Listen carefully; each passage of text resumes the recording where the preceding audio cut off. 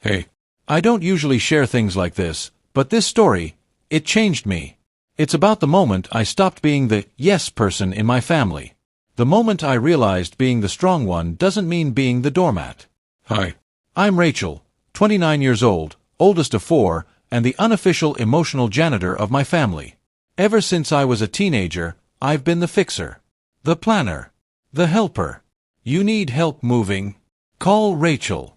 Babysitter cancelled? Rachel's free. Emotional meltdown at 2 a.m.? Rachel will pick up. My family is complicated. We're not estranged, not exactly close either. My mom, a nurse who works night shifts, raised us mostly alone after my dad walked out when I was 11. She's strong, but distant. My younger siblings, Matt 27, Sarah 24, and the baby, Ellie 19, all sort of leaned on me more than they did her. It wasn't always bad. But what happened last year on my birthday? That cracked something I've been patching for years. My 29th birthday rolls around. Not a big milestone, right? I wasn't expecting balloons or a parade. But still, nothing. No text. No call. No half-hearted, happy birthday, over Messenger.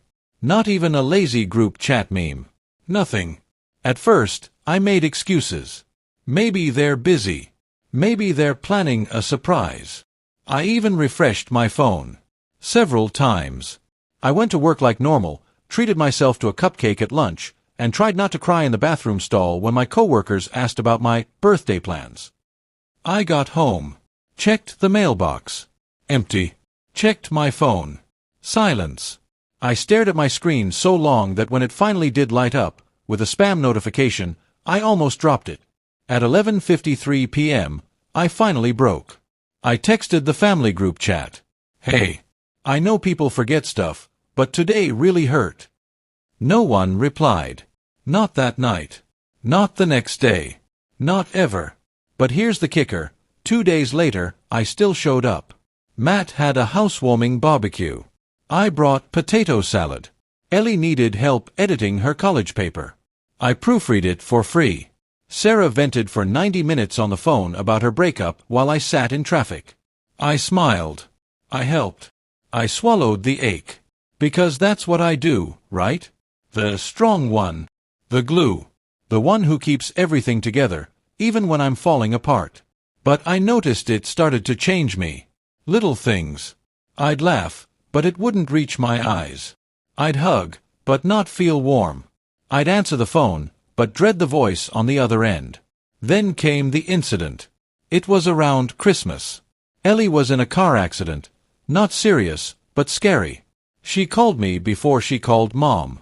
She was crying, shaking. I left my job mid-shift, rushed to the scene, sat with her at the ER, bought her food, tucked her in on my couch. Mom arrived 5 hours later, flustered. Matt and Sarah showed up the next day. That night, I was exhausted. Emotionally dead. I checked the group chat and saw they'd planned a secret Santa. Without me. Not only that, they'd already exchanged gifts at Sarah's place 3 days ago. I wasn't even mentioned. I stared at that photo of them smiling on the couch, in front of the tree I helped decorate, wearing the matching pajamas I bought the year before. Something in me just snapped. I didn't make a scene. Didn't curse anyone out. I just stopped. No more answering late-night calls. No more showing up. No more edits, errands, or emotional hand-holding. I watched the texts roll in, ignored. Matt, hey, can you help me fix the Wi-Fi? Sarah, you coming to Mom's Sunday? Ellie, you okay? You're being quiet. I left them all on read. Days turned to weeks. Then it happened. My mom got sick. Real sick. Hospitalized overnight. Not COVID, but something scary enough that the family panicked.